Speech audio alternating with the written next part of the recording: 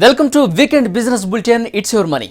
వాణిజ్య లోటు 3 ఏళ్ల కనిష్ట స్థాయికి దిగివచ్చినప్పటికీ గత ఆర్థిక సంవత్సరంలో ఎగుమతులు లక్ష్యాన్ని చేరుకోలేకపోయాయి.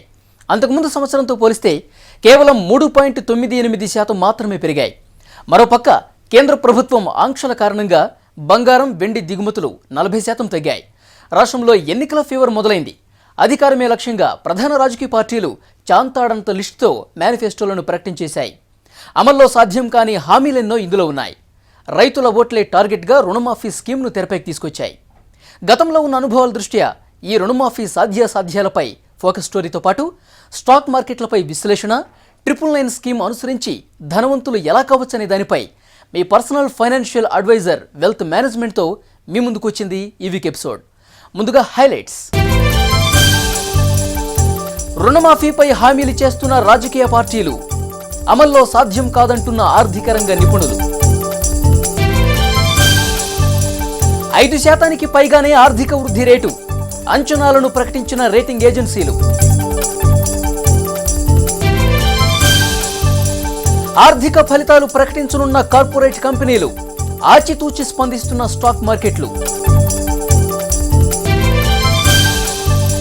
వార్షిక ఆదాయంలో 9% సేవింగ్ చేయాలి, 999 స్కీమ్తో ధనవంతులవ్వటం ఖాయం. ఎన్నికలొస్తున్నాయంటే చాలు ఓట్లే లక్ష్యంగా ఎప్పుడూ గుర్తుకురాని ప్రజా సమస్యలపై మేనిఫెస్టోల పేరుతో హామీల వర్షం కురిపిస్తుంటాయి రాజకీయ పార్టీలు. రైతులు, మహిళల సమస్యలను ప్రస్తావిస్తూ రుణాలు మాఫీ చేస్తామంటూ ఓట్లు దండుకునే రాజకీయ నాయకులు ఆశలు కల్పిస్తున్నారు. వాస్తవానికి ఈ రుణమాఫీలో ఆచరణ సాధ్యం కాదని ఆర్థిక రంగ నిపుణులు ఎప్పుడో తేల్చేశారు. గతంలో అమలు చేసిన ఈ రుణమాఫీల్లో ఎన్నో అవకతవకలు జరిగాయని కాగ్ రిపోర్ట్ ఎండగట్టింది. రాజకీయ పార్టీలు ప్రకటిస్తున్న ఈ రుణమాఫీ అమలు సాధ్యాసాధ్యాలపై ఈ వారం ఫోకస్ స్టోరీ. ఎలక్షన్ సీజన్ వచ్చేసింది.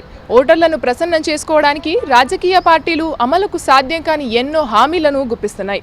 రుణాలు మాఫీ చేస్తామంటూ రాజకీయ పార్టీల హామీలు నష్టాల్లో కూరుకుపోయిన అన్నదాతల్లో ఆశలు రేకెత్తిస్తున్నాయి. మరోవైపు అన్నదాతలను ఆదుకోవడానికి రుణమాఫీయే శాశ్వత పరిష్కారం కాదని నిపుణులు అభిప్రాయపడుతున్నారు. ఏ రాజకీయ పార్టీ అధికారంలోకి వచ్చినా రైతుల కడగండ్లు తీర్చడంలో ఎప్పుడూ విఫలమవుతూనే ఉన్నాయి. ఎండనక వాననక కష్టపడి అన్నదాతలు పండించిన పంటకు గిట్టుబాటు ధర లేక అప్పుల్లో కూరుకుపోతున్నారు. పంట సాగుకు తెచ్చిన రుణాలు తీర్చలేక ఆత్మహత్యలకు పాల్పడుతున్నారు. ప్రకృతి వైపరీత్యాల కారణంగా వేసిన పంట చేతికి రాకపోవడం, పండిన అరకొర పంటకు గిట్టుబాటు ధరలు రాకపోవడం, ఇలా అంతులేని సమస్యలతో రైతులు ఉక్కిరిబిక్కిరవుతున్నారు. ఎంత కష్టపడ్డా వచ్చే అరకొర ఆదాయంతో తీసుకున్న రుణాలు చెల్లించలేకపోతున్నారు. సమస్యలన్నింటినీ తీర్చేస్తామంటూ రైతులను ప్రసన్నం చేసుకునేందుకు రాజకీయ నేతలు ఆచరణ సాధ్యం కాని రుణమాఫీని ప్రకటిస్తున్నారు. అధికారంలోకి వచ్చిన పార్టీ ఒకవేళ రుణాలను మాఫీ చేసినా అది శాశ్వత పరిష్కారం కాదంటున్నారు ఆర్థిక రంగ నిపుణులు. అయితే రైతుల రుణాలు మాఫీ చేయాలా వద్దా అనేటువంటి విషయానికి వచ్చినట్టయితే అవి వద్దని నేనేం అనడం లేదు, అవసరమే. అయితే ఈసారి తడవ మీరు రుణాలు మాఫీ చేస్తే మరోసారి రుణాలు అందజేసి తిరిగి అదే పరిస్థితి రాకుండా ఉండేందుకు తగు చర్యలు తీసుకున్నట్టయితే రుణమాఫీలో అర్థవంతంగా ఉంటుంది. అట్లా కాకుండా ఉంటే అవే సమస్యలు, రైతు ఎదుర్కొంటున్నటువంటి సమస్యలు ఎందుకు మాఫీ చేయాల్సినటువంటి పరిస్థితి ఏర్పడింది?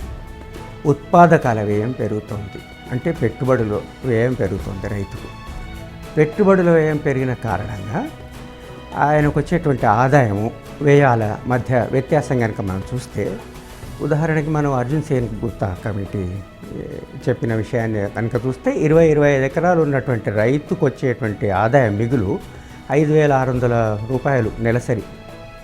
అంటే 20 ఎకరాలు 25 ఎకరాల పైబడ్డ రైతుకు వచ్చేటువంటి ఆదాయం 5,600 రూపాయలు అయినట్టయితే ఇంకా చిన్న సన్నకారు రైతుల సంగతి ఏంటి? అన్నదాతలకు మేలు చేసే విధంగా శాశ్వత పరిష్కారాలను చూపి వారి బాగు కోసం పటిష్టమైన చర్యలు తీసుకోవాలన్న స్పృహ ప్రభుత్వంలో కనిపించడం లేదని వారు విశ్లేషిస్తున్నారు. రైతుల సమస్యలకు మూల కారణాలను గుర్తించి వాటిని పరిష్కరించేందుకు ప్రయత్నాలు చేయాలి గాని రుణమాఫీ లాంటి చర్యలతో ప్రభుత్వాలు తాత్కాలిక పరిష్కారాల వైపు మొగ్గు చూపుతున్నాయి. దీంతో మళ్లీ రైతులు కష్ట నష్టాలతోనే కాలం వెళ్లదీయాల్సి వస్తుంది. సమస్యకు శాశ్వత పరిష్కారాలు చూపకుండా రుణాలు రద్దు చేయడం, రీస్కెడ్యూల్ చేయడం వంటి వాటి వల్ల ప్రయోజనం లేదని విమర్శకులు అభిప్రాయపడుతున్నారు. బ్యాంకర్లు ఏమంటున్నారంటే ఈ బ్యాంకు రుణాలు తీసుకున్న వాళ్ళు కాదు ఆత్మహత్యలు చేసుకునేది, మీరు రుణాలు ఇవ్వనందుకు కదా, మీ బాధ్యత నుంచి మీరు దూరంగా ఉంటున్నందుకు గాను బయట రుణాలు తీసుకోవాల్సి వచ్చి ఆ రుణాలు చెల్లించలేని పరిస్థితుల్లో రైతులు ఆత్మహత్యలు చేసుకున్నటువంటి వైనం మనకు కనిపిస్తుంది. అయితే ఇప్పుడు రుణమాఫీ అంటున్నాం. ఎవరు రుణమాఫీ చేస్తున్నాం మనం? ఒక 10-12% సన్న చిన్నకారు రైతుల్లో కొందరికి రుణాలు అందుతుంటే అది కూడా సంపూర్ణ అవసరాలకు అనుగుణంగా అందడం లేదు. ఎకరాకి ఎంత పెట్టుబడి కావాలో అంత మొత్తం ఆ రైతుకు అందడం లేదు. కొంత బయట రుణం తీసుకోవాల్సి వస్తుంది.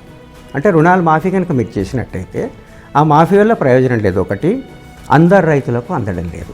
అంటే బయట అప్పులు తెచ్చుకున్నటువంటి రైతులకి రుణమాఫీ ఏ రకమైనటువంటి సహాయాన్ని చేయలేదు. వ్యవసాయ రంగాన్ని అతలాకుతలం చేస్తున్న సమస్యలను ఎక్కడికక్కడ వదిలేసి కేవలం రుణాలను మాఫీ చేయడం వల్ల పూర్తి స్థాయిలో రైతులను ఆదుకున్నట్లు కాదని నిపుణుల అభిప్రాయం. తరువాత పంటకాలాల్లో కూడా మునపటి పరిస్థితే ఎదురైతే అప్పుడు కూడా రైతులు కొత్త రుణాలు చెల్లించలేని స్థితిలో ఉంటారు. దీంతో రుణమాఫీ ప్రతి ఎన్నికల్లో ఓ డిమాండ్గా మారే ప్రమాదం ఉంది. రుణమాఫీ వల్ల చిన్న సన్నకారు రైతులకు ఎలాంటి లబ్ధి చేకూరడం లేదు. కేవలం బ్యాంకుల నుండి తీసుకున్న అప్పులకే రుణమాఫీ పథకం వర్తిస్తుంది. కానీ 87% చిన్నకారు రైతులు, 70% సన్నకారు రైతులు ఎలాంటి సంస్థాగత పరిపతికి నోచుకోవడం లేదని ప్రపంచ బ్యాంకు సహా అన్ని అధ్యయనాలు చెబుతున్నాయి. నేను రెగ్యులర్గా చేసుకుంటే నాకు 5,000 మాఫ్ వచ్చింది. 20 సంవత్సరాల నుంచి నేను ప్రతి సంవత్సరం తీసుకుంటూ కట్టుకుంటూ పోతుంటే, అదే 15 ఏళ్ళు 20 ఏళ్ళ నుంచి మొండి రుణాలు లేవాలి మొత్తం 3 రకాల మాఫ్ అయినాయి. అది నాకు నేను ఎంత నష్టపోయాను. నాకేమో 5,000 మాఫ్ వచ్చినాయి. ఈ విధంగా రైతులు గవర్నమెంట్ ఏమేం చేస్తుందంటే మొండి వాళ్ళకే లాభం చేకూరుస్తుంది. రూపాయికి 10 మందికి, ఈ 90 మందికి ఏమైతే చాలా నష్టపోతున్నారు. అమెరికాలో ఏది మనం అనుకరించవచ్చు? అక్కడ ఇన్సూరెన్స్ మనం అనుకరించవచ్చు, బీమా. అక్కడ నాన్ రికోర్స్ లోన్స్ అనేటువంటి వాటిని మనం అనుకరించవచ్చు. ఎందుకు మనం అక్కడ వ్యవసాయ బీమాను అనుకరించవచ్చు అంటే, వ్యవసాయదారు చేసేటువంటి బీమాలో సింహభాగం, గణనీయమైన భాగం ప్రభుత్వం చెల్లిస్తుంది. ఇక్కడ ప్రీమియం రైతు చెల్లించాలి. గత 13 ఏళ్లలో 1,00,000 కోట్ల రూపాయలకు పైగా పంట రుణాలు రద్దు చేస్తే 95% పెద్ద రైతులకే ప్రయోజనాలు చేకూరిందని ఆర్బీఐనే అంగీకరించింది. ఇక వీటన్నిటితో పాటు రుణమాఫీలో అవకతవకలు కూడా మరో సమస్య.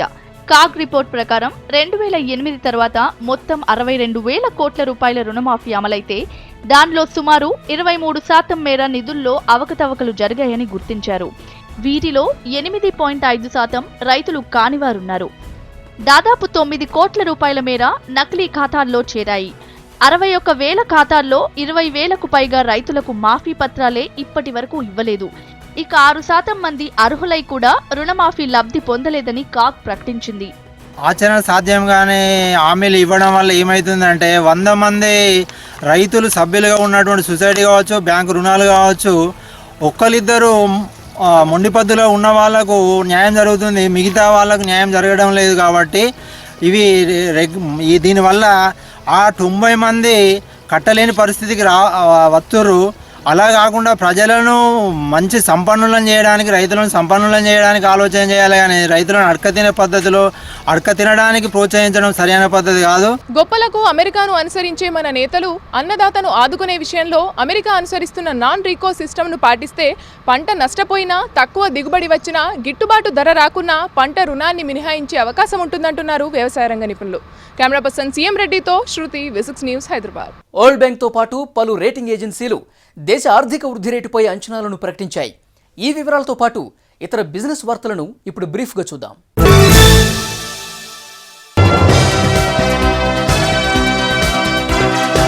2014-15లో దేశం 5.7% ఆర్థిక వృద్ధి రేటును సాధించవచ్చని ప్రపంచ బ్యాంక్ అంచనా వేస్తోంది. డాలర్తో పోలిస్తే రూపాయి మారకం విలువ బలపడుతుండటంతో పాటు పలు భారీ స్థాయి పెట్టుబడి ప్రాజెక్టులకు ఆమోదం లభించడంతో 2014-15 సంవత్సరంలో 5.7% ఆర్థిక వృద్ధి రేటు చేరవచ్చని వరల్డ్ బ్యాంక్ తాజా నివేదికలో వెల్లడించింది. ప్రస్తుత ఆర్థిక సంవత్సరానికి ఆర్థిక వృద్ధి రేటు 5.4% చేరుకోగలదని అంతర్జాతీయ ద్రవ్యనిధి సంస్థ తెలిపింది. భారత్ నుండి ఎగుమతులు పెరుగుతున్నాయని IMF వెల్లడించింది.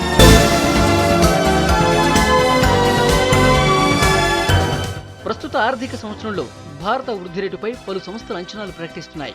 DBS, ఫిచ్ లాంటి రేటింగ్ సంస్థలు ఆర్థిక వృద్ధి రేటుపై తమ నివేదికలు విడుదల చేస్తున్నాయి. ఫిచ్ అంచనా ప్రకారం ప్రస్తుత ఆర్థిక సంవత్సరంలో భారత వృద్ధి రేటు 5.5%గా ఉంటుందని వెల్లడించింది. వచ్చే ఆర్థిక సంవత్సరంలో మాత్రం 6% నమోదు కావచ్చని తెలిపింది. వరల్డ్ బ్యాంక్ మాత్రం 5.7% ఉండవచ్చని తెలిపింది. ప్రస్తుతం ఎన్నికల సీజన్ కావడంతో భారత ఆర్థిక వ్యవస్థ అనిశ్చితిగా ఉందని ఫిచ్ వెల్లడించింది.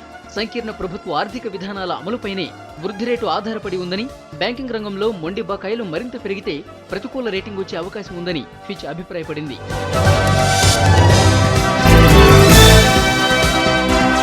దేశీయ ఔషధ తయారీ company Sun Pharmaceutical Industries Ranbaxy Laboratories ని కొనుగోలు చేస్తున్నట్లు ప్రకటించింది. దాదాపు 20,000 కోట్ల రూపాయలతో ర్యాన్బాక్సీని కొనుగోలు చేయనుంది. దీంతో సన్ ఫార్మా దేశీయ ఔషధ సంస్థల్లో అగ్రస్థానానికి చేరుకోనుంది. అయితే దీనికి సంబంధించిన లావాదేవీలన్నీ షేర్ల రూపంలోనే జరుగుతాయి. ర్యాన్బాక్సీ కొనుగోలు ద్వారా ఏర్పడనున్న కొత్త సంస్థ 65 దేశాల్లో కార్యకలాపాలు నిర్వహించనుంది.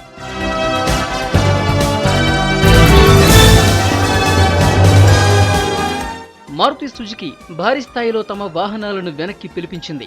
నవంబర్ 12, 2013 నుండి ఫిబ్రవరి 4, 2014 మధ్య తయారైన ఎర్టిగా, స్విఫ్ట్ డిజైర్ మోడళ్లకు చెందిన 1,00,000కు పైగా వాహనాలను రీకాల్ చేసింది.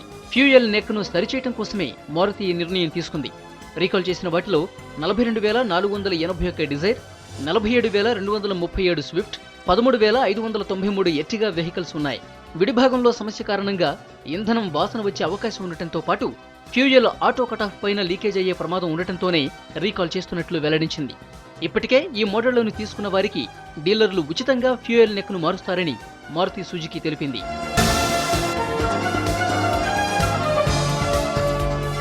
Telecom service provider Uninor Facebook, WhatsApp వాడేవారికి స్పెషల్ ఆఫర్లను ప్రకటించింది. కేవలం ₹1 రీఛార్జితో రోజంతా వాట్సాప్, ఫేస్బుక్ వాడుకోవచ్చని Uninor AP circle head Satish తెలిపారు. నెల రోజుల వ్యాలిడిటీ గల వాట్సాప్ ప్యాక్ ₹15, ఫేస్బుక్ ప్యాక్ ₹16 చెల్లించి అన్లిమిటెడ్ డేటా వాడుకోవచ్చని అన్నారు. మొబైల్ ఇంటర్నెట్ వాడేవారిలో 50% పైగా వాట్సాప్, ఫేస్బుక్లలో లాగిన్ అవుతున్నారని, ఇలాంటి వారి కోసమే ఈ ప్రత్యేక ఆఫర్లను అందుబాటులోకి తెచ్చామన్నారు సతీష్. మార్చితో ముగిసిన ఆర్థిక సంవత్సరానికి వివిధ కంపెనీలు ప్రకటించే ఆర్థిక ఫలితాలు, ద్రవ్యోల్బణం గణాంకాలు దృష్టిలో పెట్టుకుని ఇన్వెస్టర్లు లాభాల స్వీకరణకు దిగారు. వచ్చే వారం స్టాక్ మార్కెట్ ట్రెండ్ ఎలా ఉండబోతుందనే దానిపై అనలిస్టుల విశ్లేషణను మార్కెట్ పల్స్లో చూద్దాం. మార్కెట్లో కనుక మనం ట్రెండ్ గమనిస్తే ఇన్ని రోజులు ఒకే వైపుకు దూసుకు వెళ్తున్నటువంటి మార్కెట్ మెల్లగా ప్రాఫిట్ బుకింగ్ కనిపిస్తోంది. అంటే మోస్ట్లీ మార్కెట్లో cell at high, by at లో అన్నటువంటి కాన్సెప్ట్ని అందరూ ఉపయోగిస్తున్నారు అన్నట్టుగా తోస్తోంది. అంటే ఇన్ని రోజులుగా ఒకే సైడ్ వెళ్తున్నటువంటి మార్కెట్లో ప్రాఫిట్లు బుక్ చేసుకొని మళ్ళీ కింద లెవెల్లో కొనుక్కొని మళ్ళీ ప్రాఫిట్లు బుక్ చేసుకుంటున్నారు. అంటే ఇన్వెస్ట్మెంట్గా ఉన్నటువంటి మార్కెట్ గత 2-3 రోజుల నుంచి కూడా ఇంట్రాడే మార్కెట్ లాగా తయారైంది. మార్కెట్ యొక్క దిశ అన్నటువంటిది పూర్తిగా స్పష్టంగా లేదు.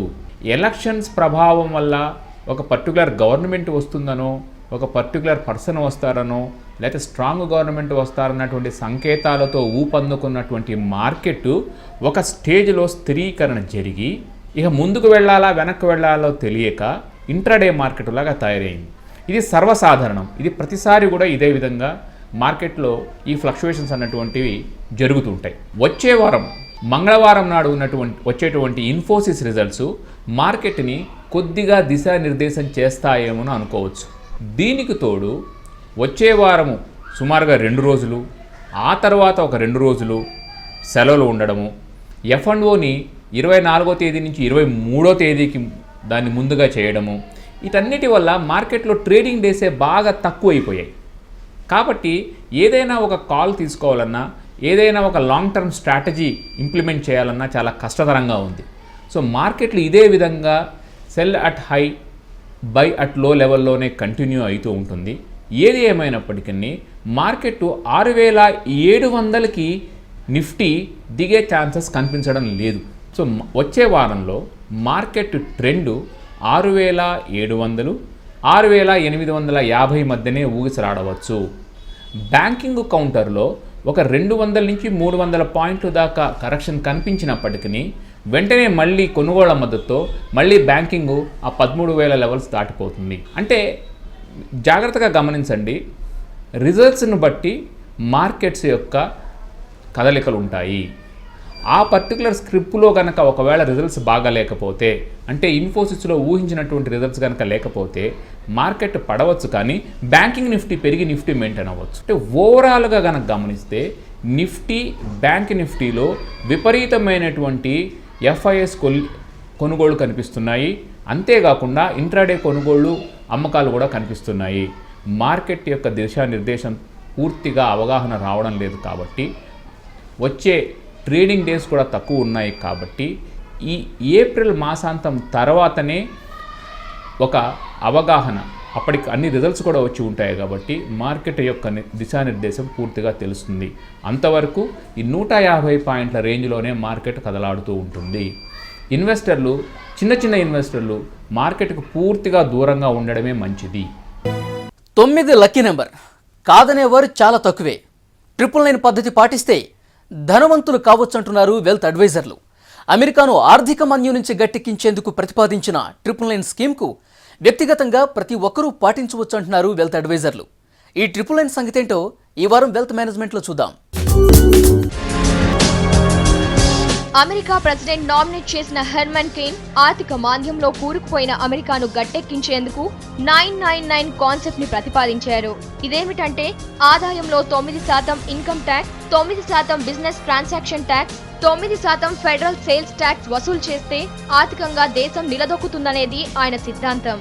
అయితే ఈ స్కీమ్ అమెరికాను గట్టెక్కించిందో లేదో తెలియదు, కానీ మనం మాత్రం దీన్ని పాటిస్తే రిచ్ అయ్యేందుకు ఛాన్స్ ఉందని వెల్త్ అడ్వైజర్లు లెక్కలేసి మరీ చూపిస్తున్నారు. ఈ ప్రోగ్రాంలో 3 స్టేజ్లు ఉన్నాయి. మొదటిది ఏమిటంటే 9% లేదా అంతకన్నా ఎక్కువ వడ్డీ రేటు ఉన్న అప్పులను తీర్చేయడం.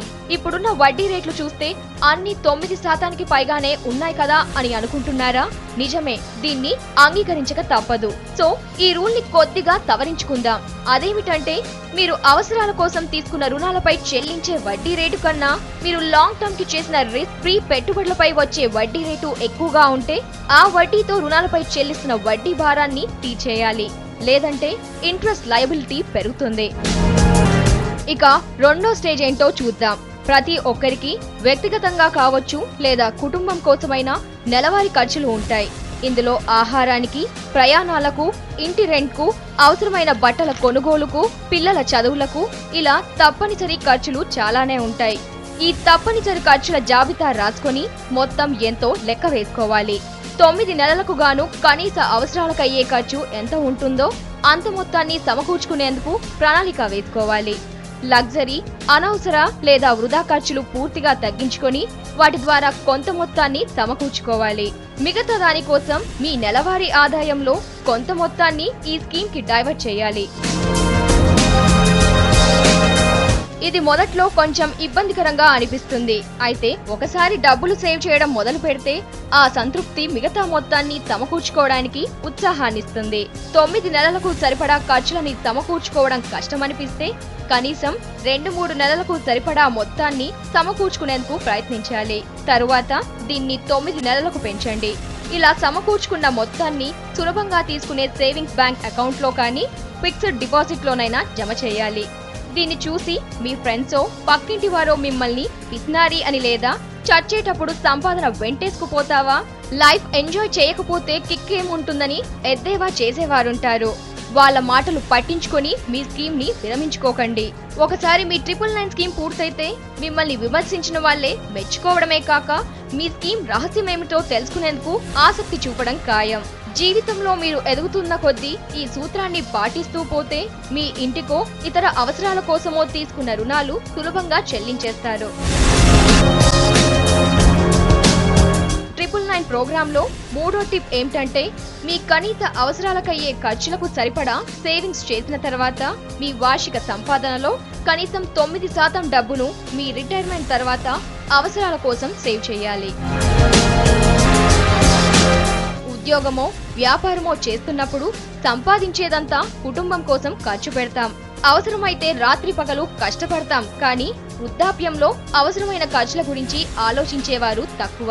ప్రభుత్వ ఉద్యోగులు మినహాయిస్తే మిగతా వారు ఓల్డేజ్ లో అవసరమయ్యే ఖర్చుల కోసం కొడుకులపైనో కూతుర్లపైనో ఆధారపడతారు. ఇది ఇబ్బందికరంగానే ఉంటుంది. ఈ సీన్ మనం రోజు మన పక్కింట్లోనో ఎదురింట్లోనో చూస్తూనే ఉంటాం. దాన్ని మనకు అన్వయించుకోం. ఇక్కడే మనం తప్పు చేస్తున్నాం. భవిష్యత్తులో చిన్న చిన్న అవసరాల కోసమైనా కనీసం ఇప్పటి నుంచైనా సేవింగ్స్ మొదలు పెట్టాలి. ఇందాక చెప్పుకున్నట్లు మన వార్షిక ఆదాయంలో 9% చొప్పున సేవింగ్ చేయాలి. ఇది చాలా చిన్న మొత్తంగా కనిపించవచ్చు, కానీ 10-15 సంవత్సరాల తర్వాత జమ చేసిన మొత్తాన్ని చూస్తే మనమే ఆశ్చర్యపడతాం. ఈ మొత్తాలను లాంగ్ టర్మ్ ఇన్వెస్ట్మెంట్ ప్లాన్స్ లో నెల నెలా పొదుపు చేస్తూ పోవాలి.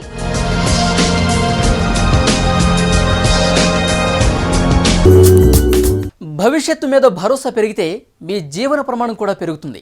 ఈ 999 స్కీమ్ పాటించడం కొంచెం కష్టమే అయినా పద్ధతి ప్రకారం డిసిప్లిన్గా పాటిస్తే మీరు ధనవంతుల జాబితాలో చేరిపోవటం మాత్రం ఖాయం. ఇవే ఈ వారం ఇట్స్ యువర్ మనీ విశేషాలు.